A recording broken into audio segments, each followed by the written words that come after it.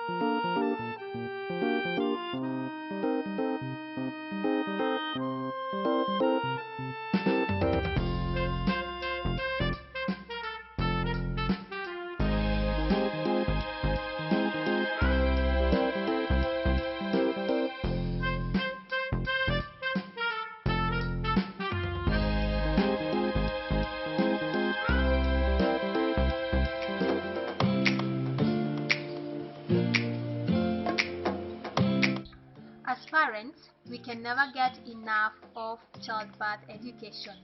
Parenting 101 got you covered. Today, we bring a specialist who will be telling us more on this. She is a clinical officer and also a childbirth educator. Welcome and let's learn together.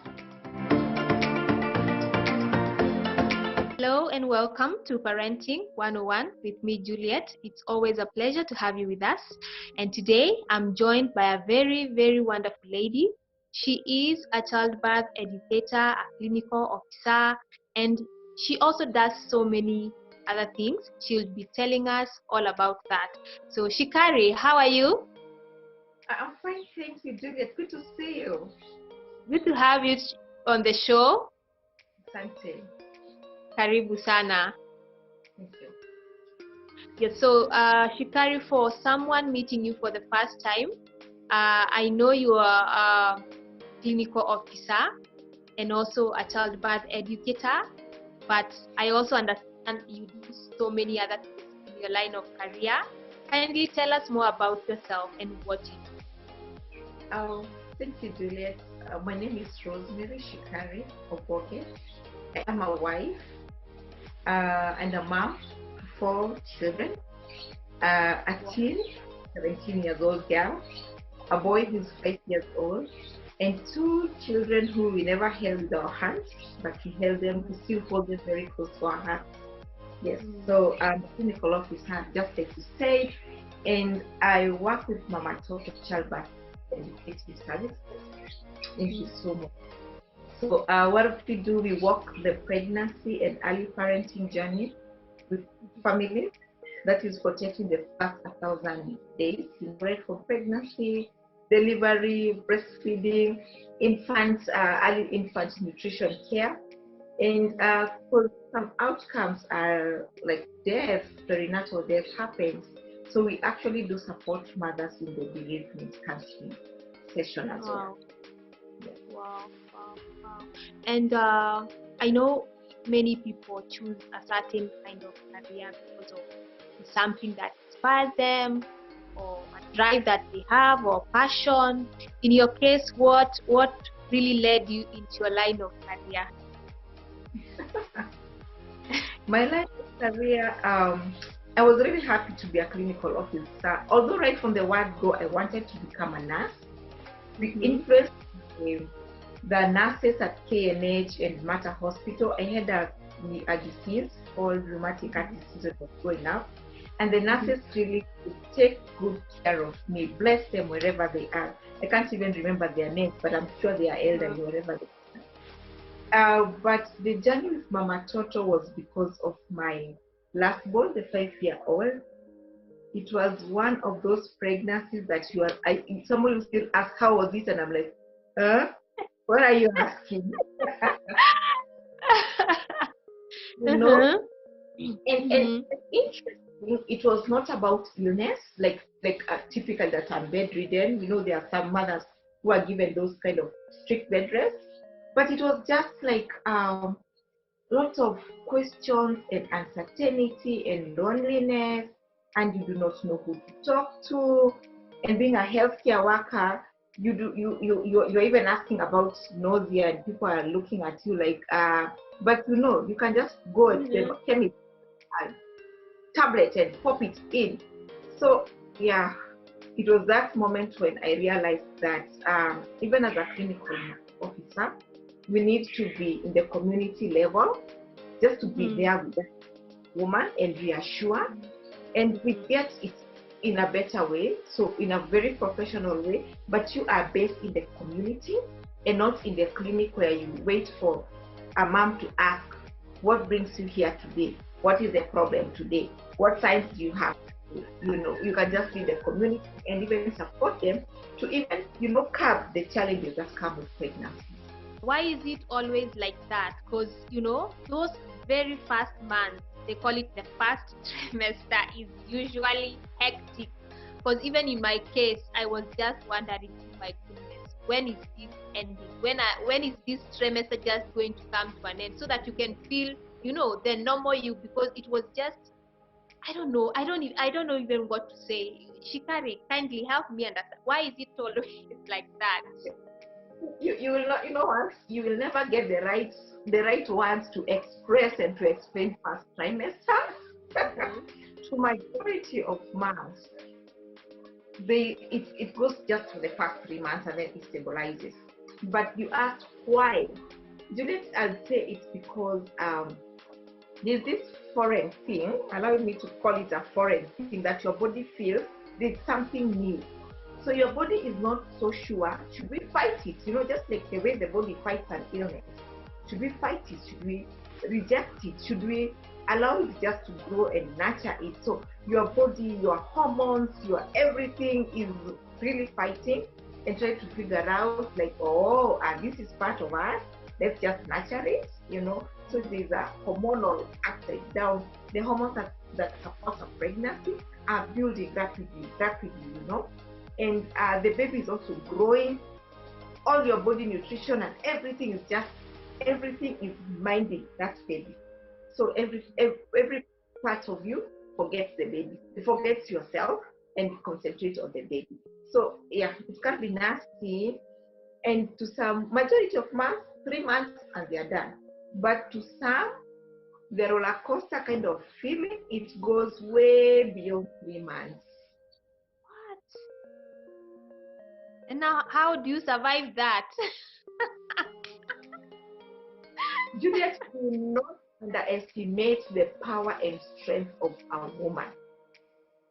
Our bodies are just amazing. And that is what it does. It reminds women of their stress. Why is it so important for a mother during this time to have a doula by their side, you know? Because I know there must be reasons as to why this is important. Maybe you can shed some light on that.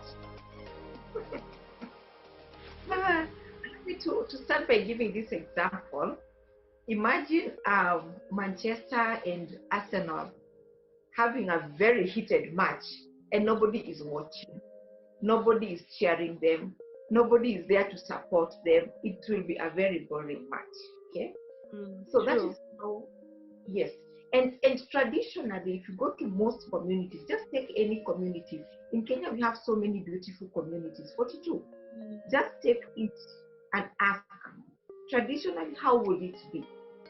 So women will, the woman who is giving birth will be in a hut, and other women surround the hut, singing praises, you know, singing praises to that woman, cheering on that woman. And it was a community affair. That is what happens. You're in labor, you take your bags, you call your Uber or you drive or whatever means, you're in the hospital, that's you.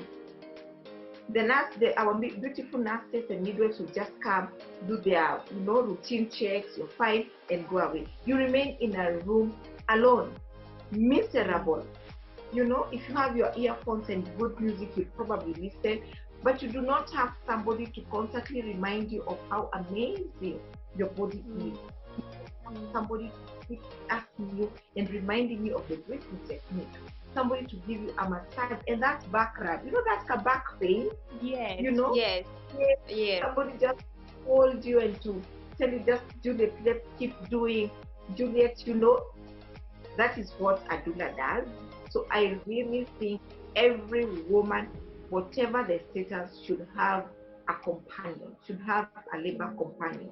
So what are the expectations in doing a childbirth class? They are so much. It's a well of good things. And one thing that you expect is when you have a childbirth educator in your journey, you have a professional friend.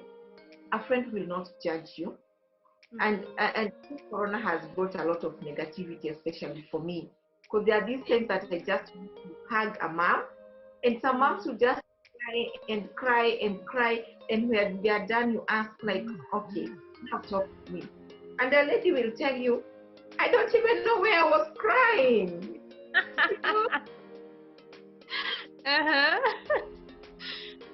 But now, see what COVID has done. Now those tight, warm hugs, but we are surviving it.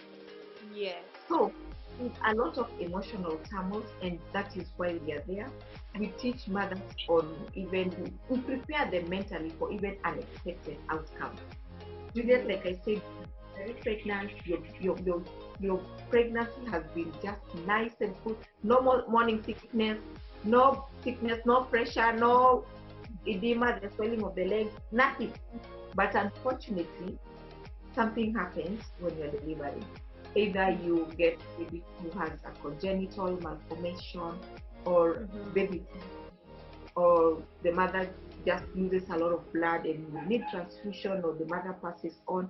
So all these unexpected preparations that are well done for Mama Toto, it puts a mother in a position of wellness and knowledgeable and confidence. Oh, wow. Wow.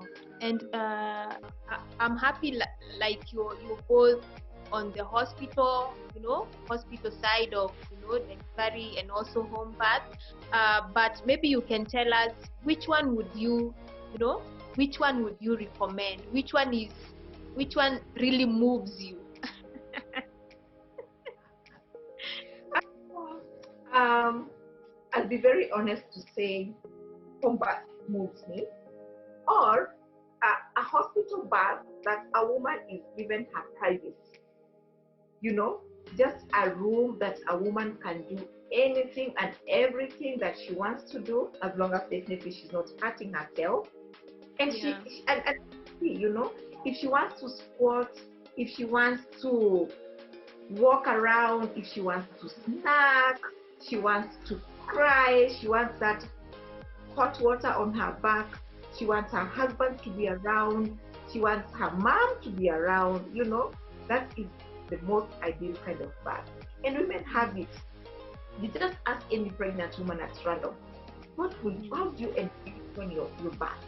And they will tell you, I wish I'll be allowed to have music.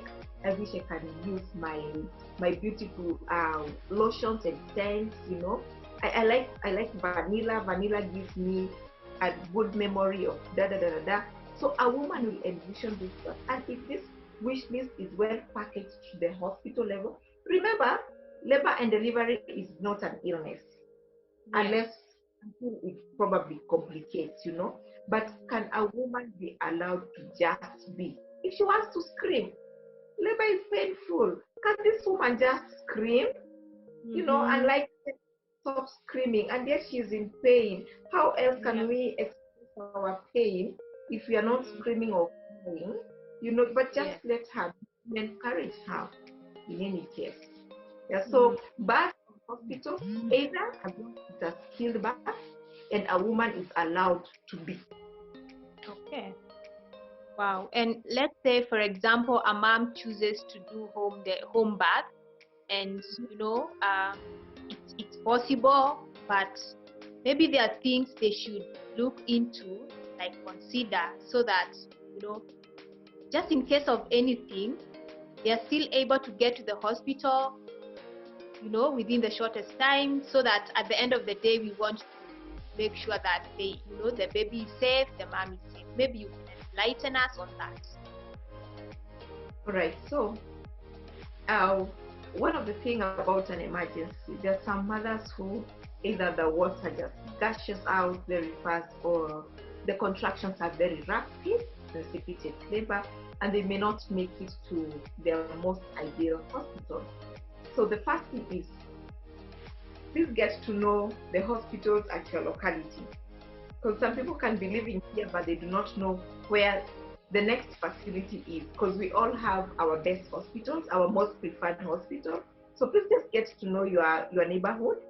There could be a few shortcuts, So just get to know the health facility near you. Then in your bag, do not miss to have some emergency essentials. For example, a clamp. Our mothers used a thread to tie the cord.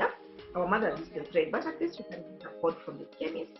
You can get a surgical blade from the chemist. You can also get a few number of surgical gloves, sterile surgical gloves, and put them with you. A lady does not lack some sanitary towels, and or cotton wool, a lasso here and there. Just have them with you, well packed, or even just in a clutch bag, and walk with them. Because anything can happen from 28 weeks, and you can just give back anywhere, like you're walking on the roadside. I know you've had these stories, mama from a tattoo happen. So it's very good to have that fact with you, because it will protect you, it will protect your baby, and it will protect the person who will help you at that particular moment. So those are my essentials, hospital essentials. It's good for every woman to have them. Wow, wow.